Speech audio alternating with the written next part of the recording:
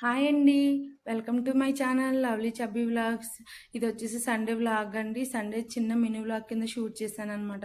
Sunday అంటే తెలుసు కదా, కొంచెం బిజీగా ఉంటుంది. మా వారేమో చికెన్ తీసుకొచ్చారు. గోంగూర పులావ్ చేయమని చెప్పారు చికెన్ వేసి.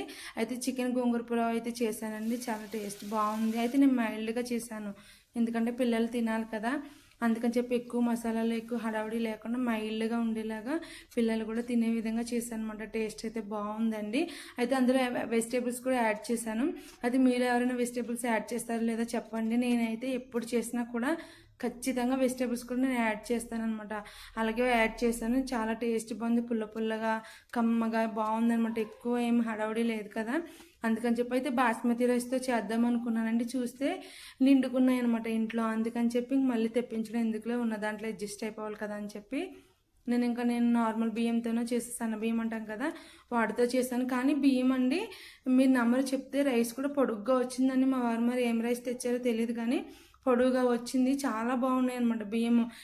ఇవే బాస్మతి రైస్ అంటే నమ్మే విధంగా ఉందన్నమాట. మేము షాక్ అయ్యాము, అరే భలే ఉన్నాయి కదా అని చెప్పి. ఎందుకంటే ఎక్కువ రైస్ మాకు సేల్ కాదు ఇంట్లో.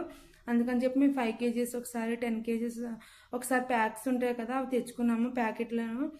అయితే ఇక్కడ మా పిల్లలు వచ్చేసి ఇక్కడ వంట చేస్తుంటే ఇక్కడ వాళ్ళు కార్టూన్ నెట్వర్క్ చూస్తున్నారు. ఈ లోపు నేను చూడకుండా ఇద్దరు యాపీ ఫిజ్ ఉంటుంది కదా, తీసుకుని తాగేశారు. మా చబ్బీగాడేమో కొంచెం కోపడుతుందని ఫుడ్ తింటని చెప్పి వాడు మొత్తం వెళ్ళిపోయింది అనమాట. పక్కకు వెళ్ళిపోయింది చేయి దిగేసి. ఇక్కడ వచ్చేసి నేను దోశలకి రేషన్ బియ్యం, సన్న బియ్యం ఇస్తున్నారు కదండి, అందుకని చెప్పి అవి నానబెట్టాను. ఎలా ఉంటాయో చూడాలి. ఇక్కడ పలావ్ అయితే, గోంగూర పలావ్ రెడీ అయిపోయిందండి. టేస్ట్ అయితే బాగుంది. ఇలాంటి పులావ్స్ అయితే వేడిగా తిన